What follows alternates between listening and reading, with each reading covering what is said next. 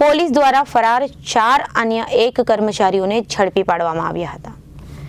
ઝડપાયેલ તમામ કર્મચારીઓ વિરુદ્ધ ગુનો દાખલ કરી કાયદેસરની કાર્યવાહી હાથ ધરવામાં આવી હતી। એસીપી એલડી ઝાલા દ્વારા જણાવવામાં આવ્યું હતું કે તરણ કુંડમાં જ્યાં નાગરિકો બાળકો સ્વિમિંગ કરવા આવતા હોય છે એવી સરકારી ઓફિસમાં કર્મચારીઓની દારૂની મહેફિલને હરગીઝ ચલાવી નહીં લેવામાં આવે।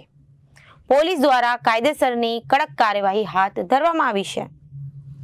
ગઈકાલે સાંજના 8:30 વાગ્યાના અરસામાં સિંગણપુર પોલીસને પોલીસ કંટ્રોલ રૂમ તરફથી એક સૂચના મળેલી કે સિંગણપુર વિસ્તારમાં આવેલ એસએમસીના સ્વિમિંગ પુલમાં અમુક કર્મચારીઓ મહેફિલનું આયોજન કરી અને દારૂનું સેવન કરે છે।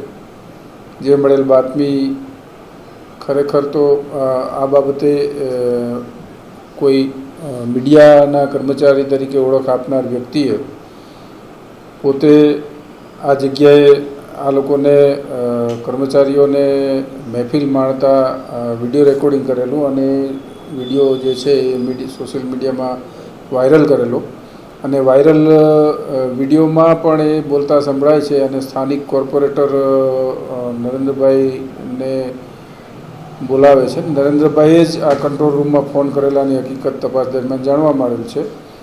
જે વર્દી આધારે સ્થાનિક સિંગણપુર પોલીસ સ્વિમિંગ પુલ ખાતે ગયેલી, જ્યાંથી એક પંકજભાઈ જોશી નામના કર્મચારીની નશા કરેલી હાલતમાં મળી આવતા કાયદેસરની કાર્યવાહી કરેલી અને અન્ય જે 4 કર્મચારીઓ જે છે એ પણ આ સ્વિમિંગ પુલમાં ઇન્સ્ટ્રક્ટર તરીકે ફરજ બજાવતા કર્મચારીઓ હતા, જેમના વિરુદ્ધ મહેફિલ અંગેનો ગુનો રજીસ્ટર કરી આગળની તપાસ હાથ ધરેલ છે। સાહેબ, અંદર કઈ મુદ્દામાલ પોલીસને હાથ લાગ્યો કાંઈ?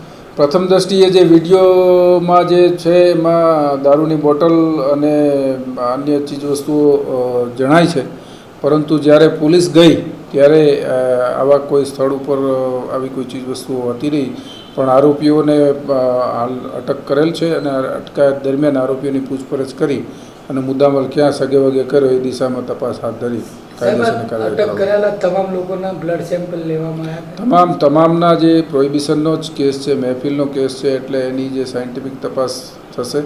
તમામના બ્લડ સેમ્પલ લેવા કમ્પલસરી છે અને 48 અવર્સ સુધી જો કોઈ પણ વ્યક્તિએ દારૂ પીધો હોય તો એના શરીરમાં બ્લડમાં આલ્કોહોલ આવવાના પૂરેપૂરા શક્યતા રહેલી હોય છે, એટલે એ દિશામાં પણ વ્યવસ્થિત તપાસ કરવામાં આવશે। સાહેબ, ખાસ કરીને સરકારી દફતરોમાં આ રીતે જાહેરમાં દારૂ પીવો કેટલું યોગ્ય?